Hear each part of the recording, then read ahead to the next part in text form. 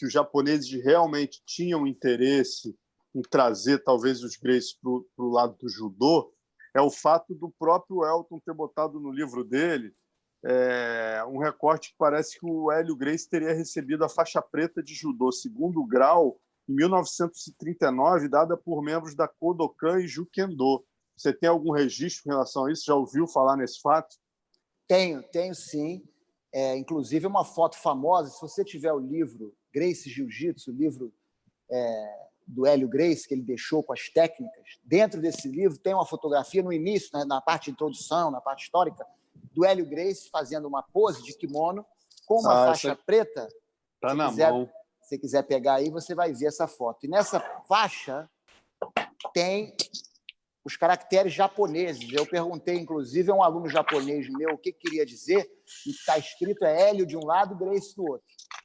Então, ele recebeu essa faixa preta das mãos da maior, ou se não uma das maiores autoridades do judô na época, Sumiaki Kotani, que veio ao Brasil em 1939 apresentar o judô, né, junto a Jukendo, como você disse, apresentar os campeonatos. O tio Hélio, inclusive, me contou que ele participou desse campeonato, ficando em segundo lugar, né, um campeonato amador. Seria essa aqui, Pedro? Essa aí mesmo. E se você olhar de perto, você vai ver que tem as inscrições japonesas na faixa, tanto de um lado quanto do outro. E aí o que está escrito é Hélio Gracie, quer dizer, eles deram uma faixa para ele preta com a inscrição Hélio Gracie. Muito legal. E isso muito orgulhou ele. Esse jornal aqui, se vocês podem ver aqui, que eu estou mostrando, ele é um jornal que diz o seguinte: isso foi quando a revista Reader's Digest, nos Estados Unidos, fez uma reportagem dizendo que um campeão de boxe americano havia nocauteado no Japão um campeão de jiu-jitsu.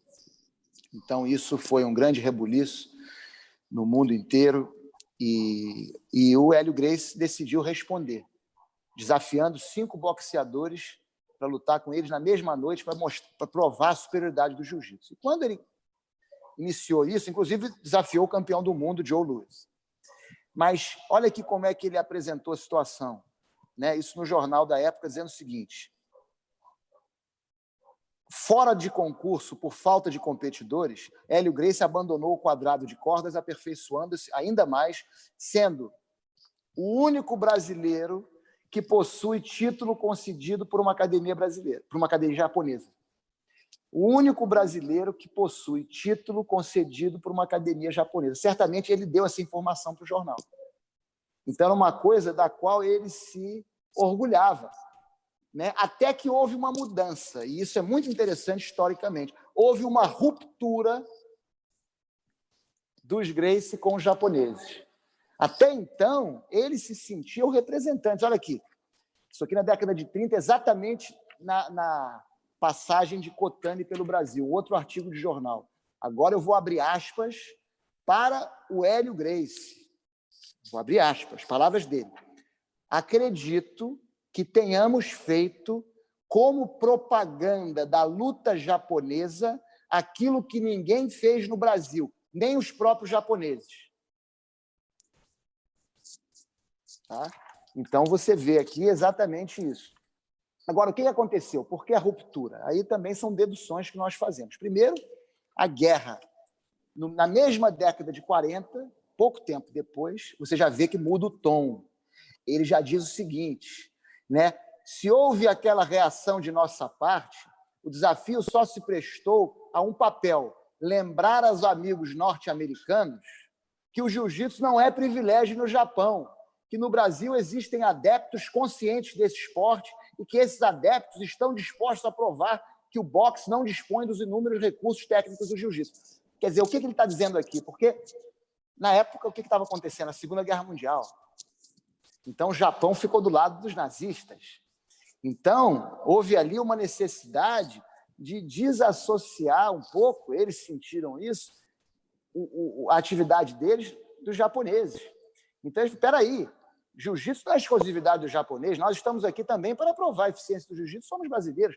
Qualquer um, até os americanos, se aprenderem na época, podem ser bons de jiu-jitsu. Então, você vê que houve essa ruptura. E a outra ruptura é o seguinte: Eles acreditavam que o judô, que foi...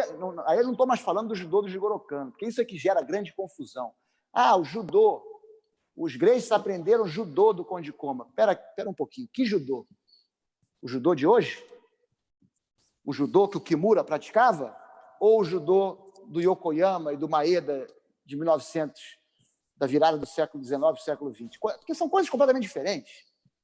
Mesmo nós falando de jiu-jitsu, qual é o jiu-jitsu? É o jiu-jitsu que praticado pelos Gracies na década de 30, na década de 50, os novos rumos, como o Carlos Gracie se referiu ao que o Hélio estava fazendo, ou o que é ensinado hoje em dia? Claro que tudo é jiu-jitsu, inclusive o judô é jiu-jitsu, são expressões diferentes do jiu-jitsu, com finalidades diferentes muitas vezes, mas o que os irmãos Gracie sentiam naquela época, Carlos e Hélio, é que o judô apresentado pelos japoneses naquela ocasião era um jiu-jitsu capenga, palavras deles, um jiu-jitsu limitado, né? E aqui é muito interessante você ver como que eles descreviam o jiu-jitsu deles, o jiu-jitsu Gracie, né? Olha aqui, eu vou ler aqui de um artigo de jornal da época, dizendo o seguinte: vamos agora exemplificar. Quando os japoneses sentiram que o jiu-jitsu dos Gracie, isto é, o jiu-jitsu completo, estava tomando muito impulso, então eles consideravam que o jiu-jitsu Gracie nada mais era do que o jiu-jitsu completo. Agora, com um método de ensino, uma adaptação, né? E aí entra a genialidade do Hélio Gracie, para poder adaptar o jiu-jitsu para qualquer um pudesse aprender. E aí, esse era o grande mérito, na minha opinião, do Hélio Gracie. Ele como professor e esse método de ensino que ele desenvolve, que hoje em dia, se uma senhora de 75 anos chegar aqui na academia e falar: eu gostaria de aprender a me defender, eu tenho condições de ensinar ela, através de aulas individuais, ela vai aprender e vai melhorar as condições dela. Ela vai ganhar do homem, não se trata disso.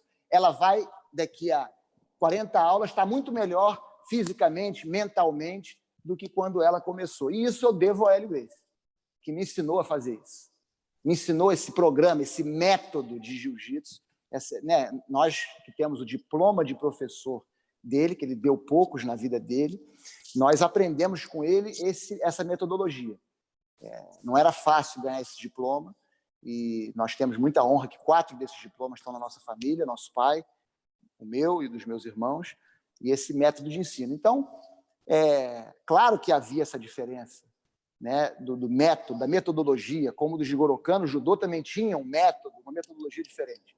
Mas todos estão expressos, na minha opinião, humildemente eu coloco a minha opinião aqui para os amigos, são todas expressões do jiu-jitsu.